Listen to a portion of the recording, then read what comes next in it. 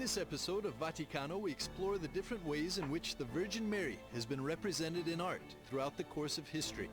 While Our Lady has been depicted representing different cultures, ethnicities, and nationalities, all have attempted to represent one historical person, Mary, the mother of Jesus. How is it then that Our Lady hasn't acquired fixed physical features? This episode will explore this question.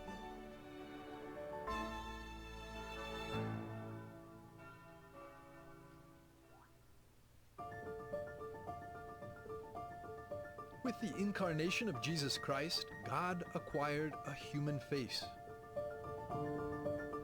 We all know the face of Jesus and his physical features very precisely. From the first centuries, Jesus' face was depicted and represented in a similar way to the images and icons of today. However, the image of his mother, the Virgin Mary, hasn't acquired fixed physical features.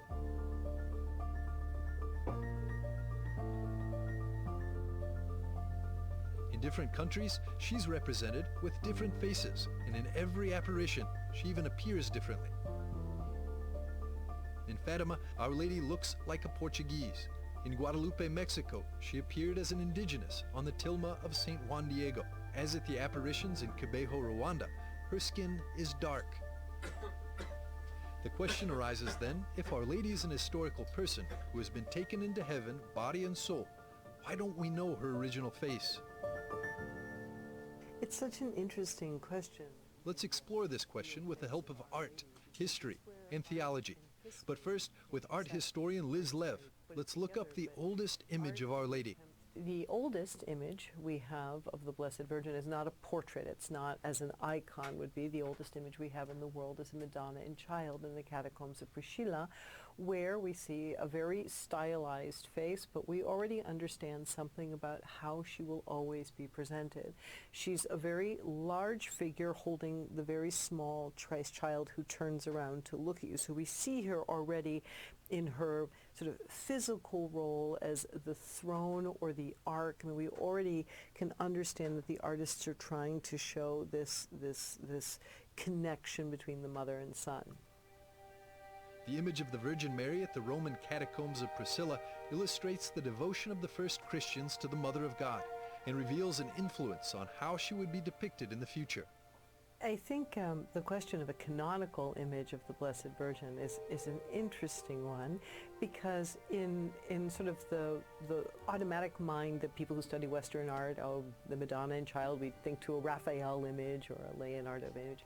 But actually, there is the only thing that really is canonical, if you will, in an image of the Madonna is that there's usually a way that she is pointing towards her son. It's unusual to find an image of Mary alone. There are a few, but generally the images of Mary are images of Mary who is pointing towards her son, or in the few cases where she's indicating upwards to draw our eyes towards heaven. So I think the most canonical aspect of understanding a vision of Mary is that Mary is always going to, she looks at you, she engages you, but then she deflects you to her son. So it's sort of like that moment when she says at the wedding of Cana, do whatever he tells you. And that's kind of our connection with her, so that she can say, do whatever he tells you.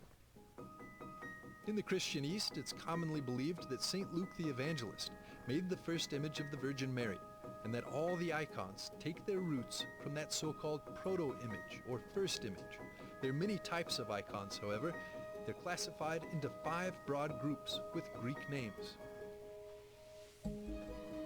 Agiosuritissa, Our Lady that intercedes. Oranta, Mother of God represented in prayer. Eleusa represents Our Lady's tenderness and affection to Jesus.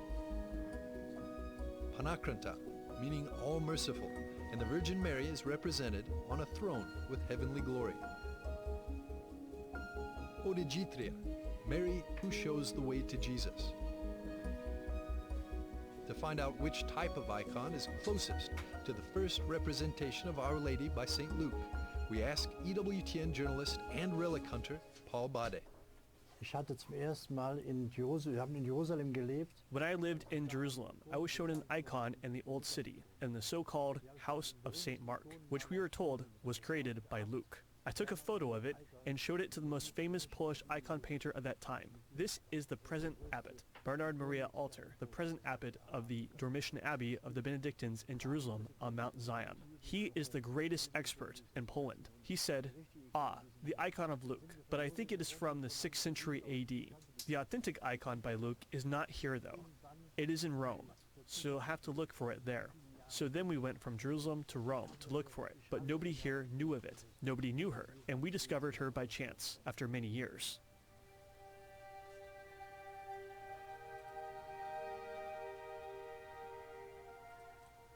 Stay with us, because after the break, we'll continue the search for the true face of Our Lady.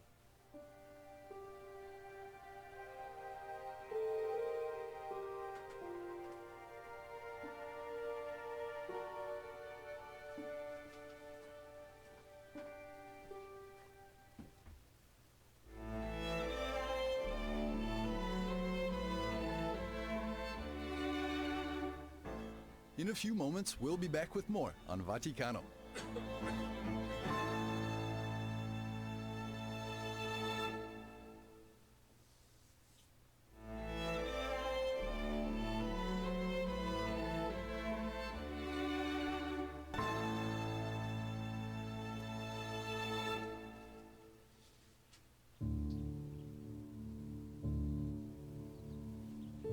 Rome holds the oldest known depictions of the Virgin Mary. In the catacombs of Priscilla, this fresco undoubtedly dates to the 3rd century AD. However, there's a strong Christian tradition that Saint Helen, mother of Emperor Constantine, brought to Rome from the east an icon of Mary, made by Saint Luke the Evangelist. That image, were that image to still be around, it's debated whether or not it's still in existence, but that image is in its own right considered archaeopita because of the actual presence of Mary and the child and the role of the evangelist who was already inspired by God to produce the image. Archaeopita means not made by human hands. And so the idea is that this is something that's more than just a human representation or a painting. When we talk about this, we're talking about something that is beyond, it becomes something that's more than just the cleverness of an artist. This is not the interpretation. What we're looking for is an art that is beyond the interpretation of just an artist. It's an art or an image that looks for an absolute. There are a few icons in Rome that could be candidates to have been created by St. Luke. Among them, the Salus Populi Romani in the Basilica of St. Mary Major, the Madonna del Conforto in the Basilica of Santa Francesca Romana, the Madonna del Popolo in the Church of Santa Maria del Popolo, the Madonna delle Grazie in the Church of Santa Maria delle Grazie at the Roman Forum, and several images of the Madonna di San Sisto, known as the Advocata, and kept in Santa Maria in Vialata, Santa Maria del Rosario in Monte Mario, and in the Church of Santa Maria in Araceli. Of the images drawn from the type made by St. Luke in the tradition of the first Madonna and Child, the most famous one in Rome, I think it would be safe to say, is the Madonna Salus Populi Romani, the Madonna of the salvation of the Roman people, which we have in Santa Maria Maggiore, and of course was famously taken out on many occasions by Gregory the Great to Pope Francis in moments when Rome and Italy found itself in crisis. The Basilica of St. Mary Major is the oldest church in the West dedicated to the Blessed Virgin Mary and is a monument of the Council of Ephesus, where the church proclaimed Our Lady, Theotokos, Mary, Mother of God. Could the most important Marian basilica in Christendom indicate that the icon of Salus Populi Romani is the first and true image of Our Lady? Paul Bade says no. Die Ikone in links im Salus Populi Romani ist viel. The icon Salus Populi Romani is from a much later date. One can ascertain this by the fact that she has a child in Santa Maria Maggiore. One can easily date this icon by this fact, because at the Council of Ephesus, it was established that Mary is the Mother of God, not only the Mother of Christ. She is the Mother of God, and since that time, she is always depicted with the child. Mit dem Kind gemalt werden. Bade points to another icon which he believes to be the first image of Our Lady. Diese Ikone befindet sich This icon is located in the convent of the Dominican Sisters on top of Monte Mario, for this icon was personally carried by St. Dominic to the community of his first Dominican Sisters in February 1221. Since that time, this icon has been locked up with them behind bars like a prisoner, for Christ's sake. Die Nonnen sagen, The nuns say, we don't care if she's the oldest. We only know she's the most beautiful icon of all. The artistic technique of this icon dates back to the 1st and 3rd centuries AD. In other words, the technique is clearly pre-Byzantine.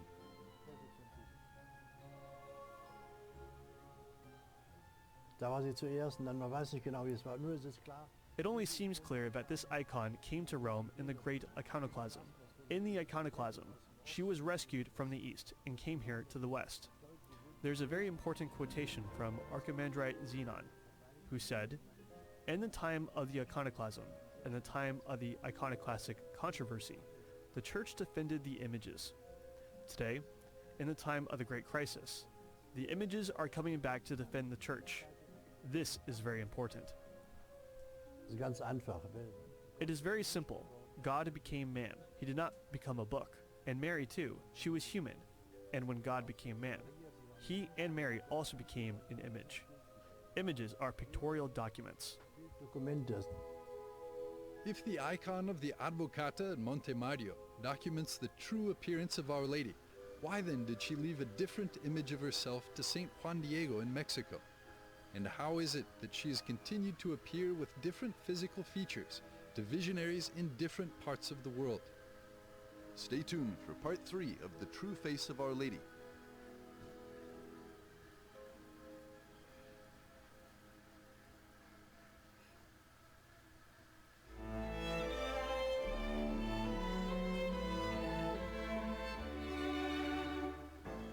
We'll be back after a short break with more on Vaticano.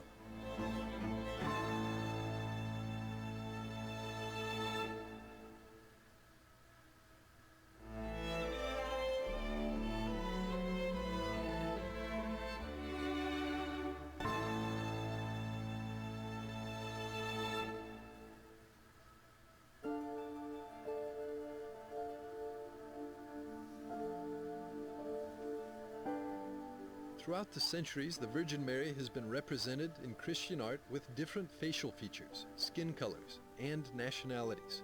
Despite the different appearance, all these images represent one historical person, Mary of Nazareth, the mother of Jesus Christ. In representing her, Christian art has been inspired by the first images found in the Roman catacombs and ancient icons attributed by tradition to St. Luke the Evangelist. St. Luke's icons are called Achieropita, for the divine intervention to leave a pictorial documentation of Our Lady in the form of an icon. But there's a second type of Achieropita, the image that miraculously appeared on the tilma of St. Juan Diego in Mexico, known as Our Lady of Guadalupe, is also called Achieropita. Comparing the two Achieropita images, it's seen that Our Lady not only has different facial features, but she's also of a different race. Which of these images, then, displays the true face of Our Lady? According to art historian Elizabeth Lev, these two images don't contradict each other. That is actually a very a beautiful continuation. No, if we have these first Achieropita that arrive in the Mediterranean basin, and the images that go to Constantinople, and the centers that are going to be the traditional centers of Christianity, the early Christian church, but to have one stake a claim in the New World so early on is really, I think, just a beautiful statement about evangelization, about Mary who appears, who changes her appearance, Mary who searches all over the world to create this church, Mary who is the church, always bringing her face, bringing her image to new worlds, as it were. The Virgin Mary is not only a historical person, but she has a special place in the divine design of human salvation. Mariologist Father Salvatore Perella explains Our Lady's unique role in God's communication. Ma a cosa servono le apparizioni? But what are apparitions for? Apparitions serve to remind us of God as presence, God as providence, God as the guide of humanity. God, however, often allows himself to be grasped by man through the best believer, who is Mary, who is, let us say, the ambassador of heaven. Apparitions are never similar. They are always different. Different eras, different situations, different contexts.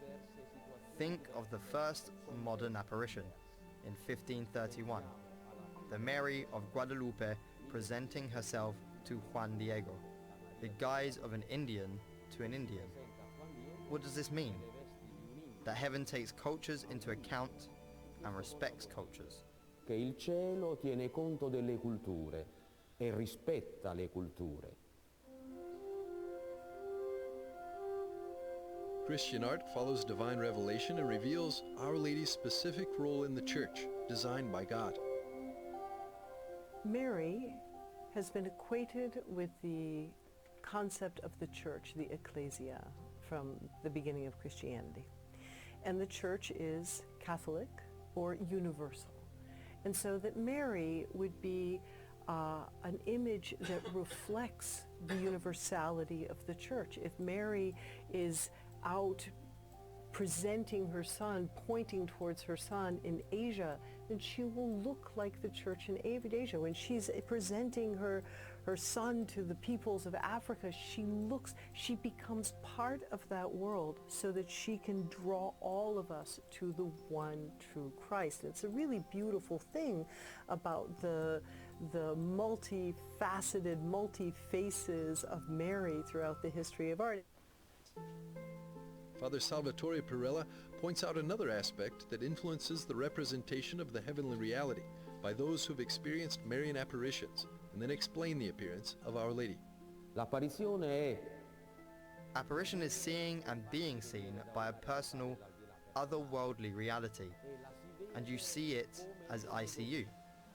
It is clear that it always centers the psychological dimension. For example, when Mary appears in the form of the message itself. But Mary, we know, is in the other world and is a resurrected body. So Mary could not be sad, could not cry, because she is in joy. If she appears as the sorrowful one, if she appears as the weeping one, it means that she enters into the personal dynamism of the individual to communicate to him a message of conversion, to communicate to him a message of return of God. di ritorno a Dio.